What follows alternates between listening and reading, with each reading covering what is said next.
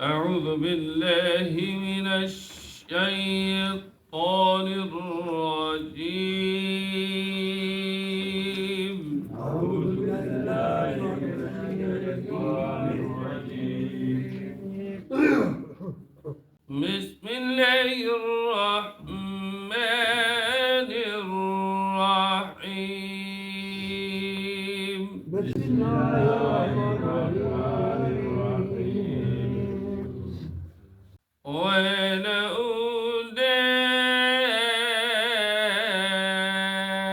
أن كتب الله عليهم الجلاء لعذبهم في الدنيا ولهم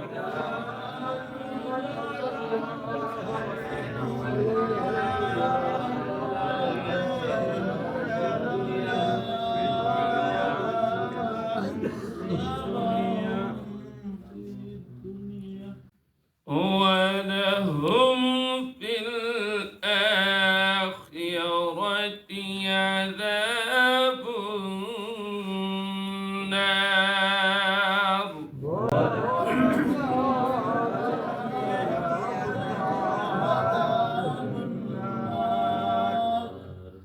ذلك بأنهم شاقوا الله ورسوله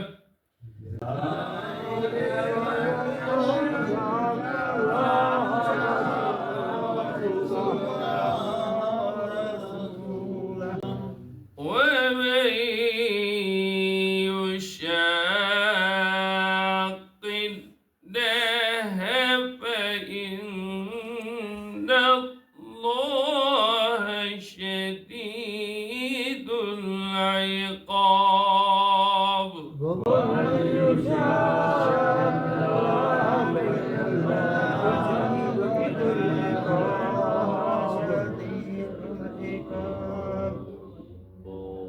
ما قطعتم من لينة أو تركتموها قائمة على أصولها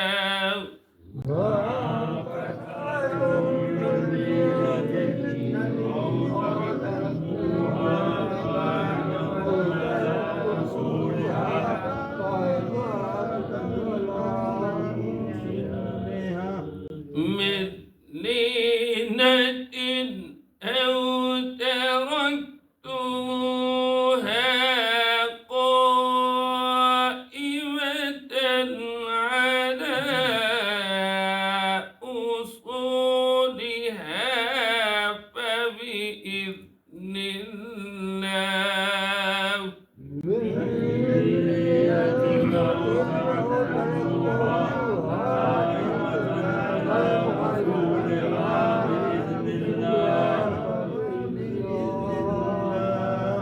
على أصولها فبإذن الله وليخزي الفاسقين.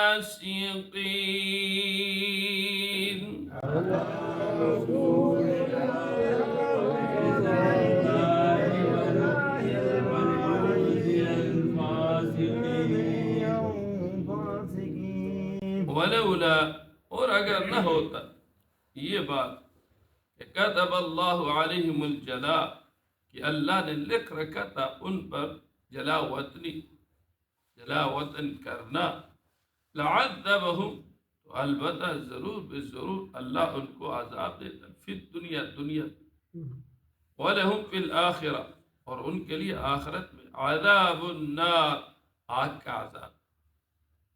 और ये इस वजह से कि बिअन्नहुम शाक़ुल्लाह कि उन्होंने मुखालफत की अल्लाह की व रसूलहु और उसकी रसूल। वमन युशाक़िल्लाह और जो शख्स मुखालफत करे अल्लाह की فإن اللہ شدید العقاب، بے شک اللہ تبارک و تعالی سخت عذاب کرنے والا، سخت عذاب دینے والا۔ ما قطعتم، جو کچھ تم نے کاٹا، من لینۃ، کھجور کے درخت، او ترکتموها، یہ چھوڑ دیا تم نے، قائمۃ، کھڑے، علی اصولها، اپنی جڑوں پر، فبإذن اللہ، بس یہ اللہ کے حکم سے، وَلِيُخْزِيَ الْفَاسِقِينَ، تاکہ اللہ رسوا کرے نافرمانوں کو، فاسق لوگ۔ کل کے سبق میں آپ حضرات نے پڑھا کہ بنو نذیر کے لوگوں کے دلوں میں اللہ نے ایک ایسا رعب ڈال دیا، اور پھر وہ کیا کر رہے تھے؟ یخربون بیوتہم، اپنے گھروں کو ویران کر رہے، دروازے نکال رہے ہیں، کڑیاں نکال رہے ہیں، اسی طریقے سے باقی چیزیں نکال رہے ہیں، بِأَيْدِيهِمْ، اپنے ہاتھوں سے، وَأَيْدِي الْمُؤْمِنِينَ، اور مومنین کے ہاتھ سے۔ اسی پر فرمایا فَاعْتَبِرُوا يَا أُولِي الْأَبْصَارِ، اے آنکھوں والو، اے عقل والو، عبرت حاصل کرو۔ بنو نذیر جو ہے وہ تو بڑے آرام سے رہ رہے تھے، اپنے گھروں میں آباد تھے، لیکن جب اللہ اور اس کے رسول صلی اللہ علیہ وآلہ وسلم کی نافرمانی پہ اترے، مقابلے میں آئے، تو اللہ نے انہی کے ہاتھوں سے جو ہے ان کے گھر ویران کروا دیا، اور فرمایا یہ جلا وطن ہونا یہ اللہ کے تقدیر میں لکھا ہوا، اس لیے فرمایا ولولا، اگر نہ ہوتی یہ بات کہ اللہ نے ان کے لیے جلا وطن لکھ دیا، جلا وطن لکھ دیا، یہ نہ ہوتی بات تو لعذبہم فی الدنیا، تو اللہ اس سے بھی سخت عذاب دیتے دنیا۔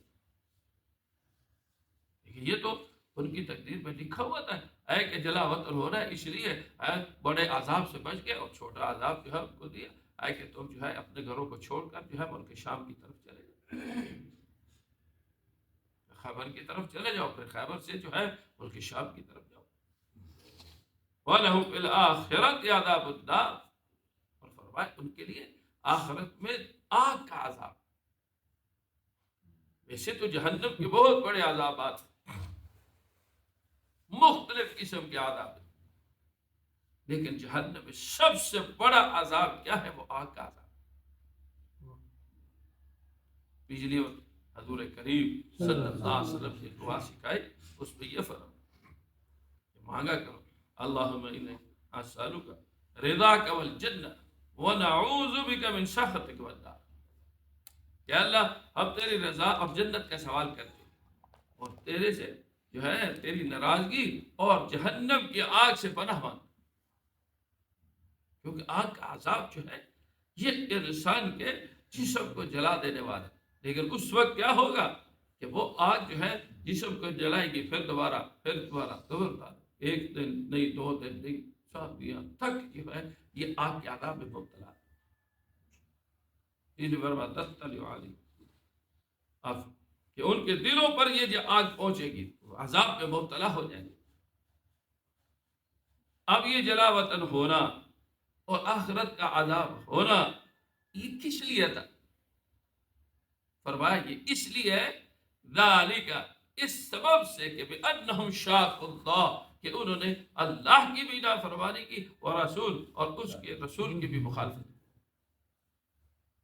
جب انسان جو ہے اللہ اور اس کے رسول صلی اللہ علیہ وسلم کی مخالفت پر آ جائے، معصیت اور نافرمانی پر آ جائے، تو پھر سمجھ لو کہ دنیا کا عذاب بھی آتا ہے، آخرت کا بھی عذاب آئے گا۔ اس لیے فرمایا وَمَن يُشَاقِقِ اللَّهَ وَمَن يُشَاقِقِ اللَّهَ، کہ جو آدمی مخالفت کرتا ہے اللہ کی، فَإِنَّ اللَّهَ شَدِيدُ الْعِقَابِ، تو پھر اللہ تبارک و تعالیٰ کیا کرتے ہیں؟ اس کو سخت عذاب دیتے ہیں، سخت سے سخت ترین عذاب۔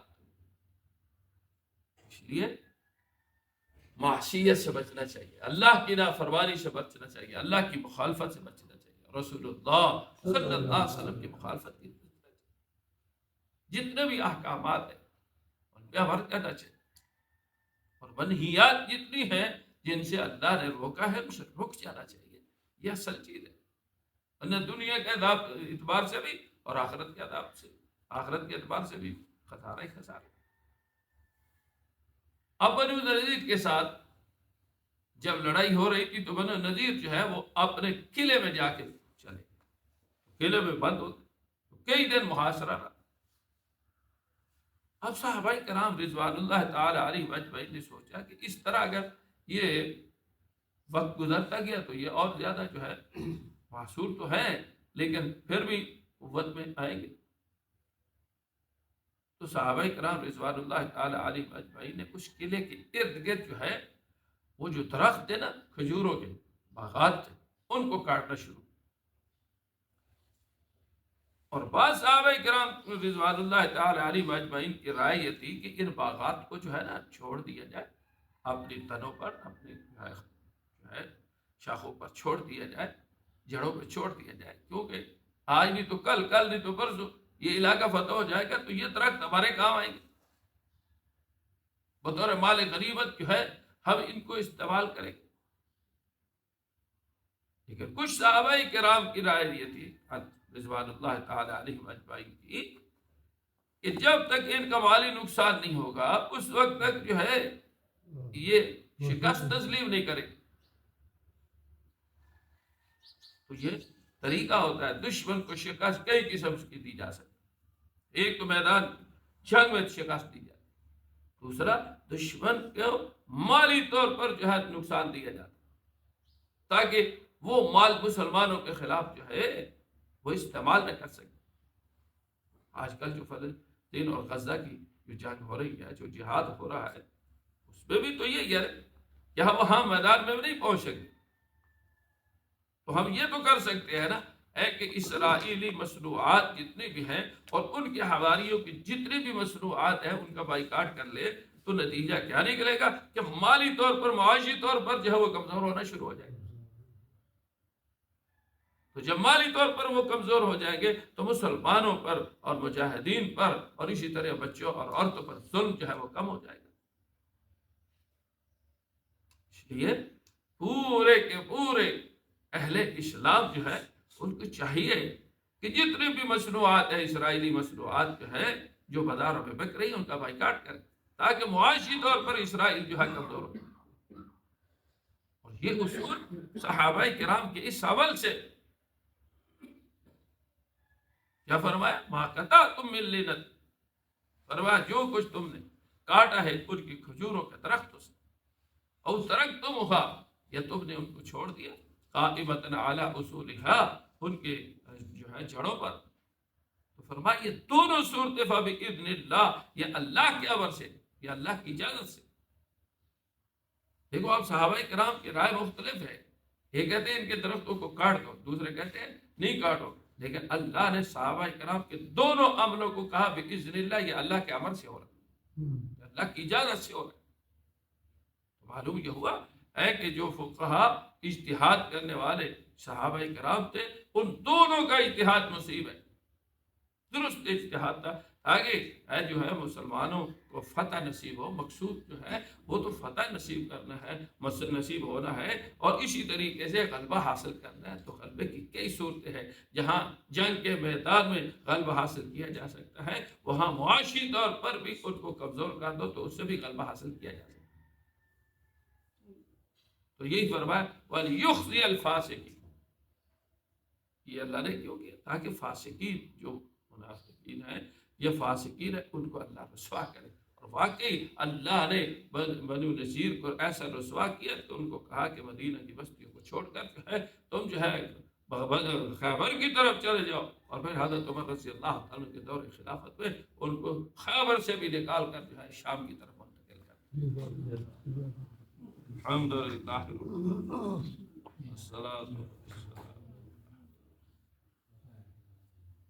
اللهم صل على محمد وعلى آل سيدنا ومولانا ورسوله وصل على المؤمنين والمؤمنات اللهم اغفر للمؤمنين اللهم إنا نسألك الهدى والعافية اللهم إنا نسألك العافية توفنا مسلما والحقنا اللهم إنا نعوذ بك من الهم ونعوذ بك من الجبن والكسل وغلبة الدين وقهر الرجال. اللهم لا تسلط علينا من لا يرحم. اللهم لا تسلط علينا من لا يرحم. اے اللہ کریم امت کی اجتماعی گناہوں کو معاف فرما، اے اللہ انفرادی گناہوں کو معاف فرما، عافیت کے کرم کے فیصلے فرما، رحمتوں کا نزول فرما۔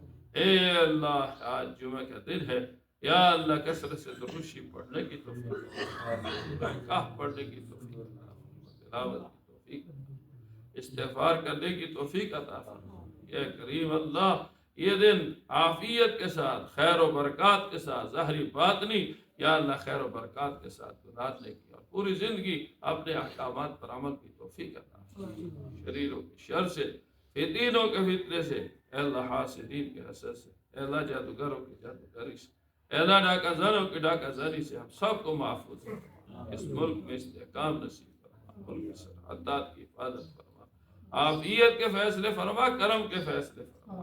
اے اللہ عافیت کے فیصلے فرما، کرم کے فیصلے فرما۔ یا اللہ یا اللہ یا اللہ غزہ کے مسلمانوں کی حفاظت بھی فرما، ان کو غالب فرما، منصور فرما، اسرائیل اور اس کے حواریوں کو تباہ و برباد کر۔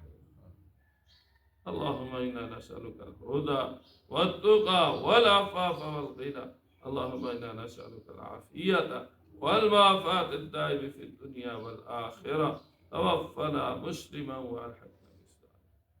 اللهم إنا نعوذ بك من الهم والحزن ونعوذ بك من الجبن والكسل وغلبة الدين وقهر الرجال.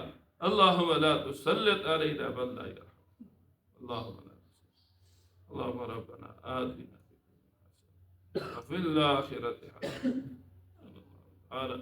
على النبي الكريم على آله وصحبه أجمعين برحمتك يا أرحم